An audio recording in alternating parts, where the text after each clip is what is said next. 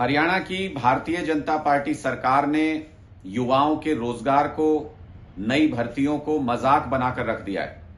Court ने 5 फरवरी को हरियाणा सरकार को इजाजत दी कि वो ग्रुप सी की भर्तियों को करा सके, हजारों युवाओं को नौकरी दे सके, लेकिन सरकार ने उस छूट का गलत फायदा उठाकर गलत तरीके से मेरिट लिस्ट बना के, गलत तरीके से युवाओं को रोजगार की जद से बाहर रख के उस छूट का फायदा उठाया, जिसका नतीजा ये कि एक बार फिर इन भर्तियों पर कोर्ट की मार की तलवार लटक रही है।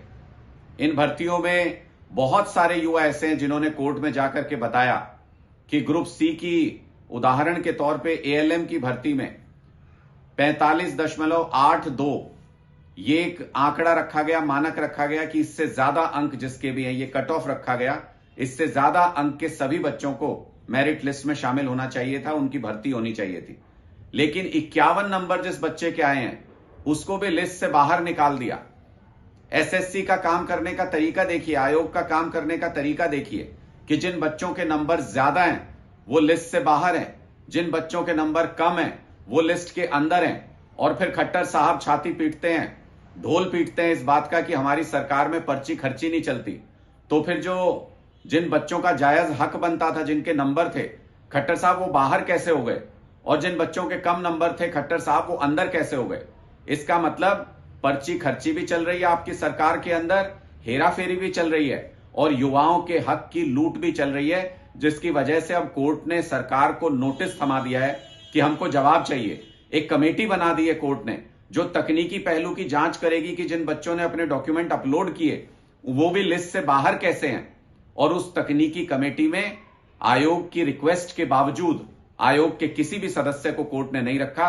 इसका मतलब ये कि कोर्ट को भरोसा नहीं है कि आयोग के लोग सही तरीके से कोर्ट के काम में सहयोग करेंगे, उस कमेटी के काम में सहयोग करेंगे।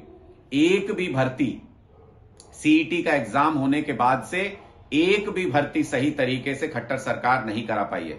हजारों लाखों युवाओं का भविष्य अधर में लटका हुआ है।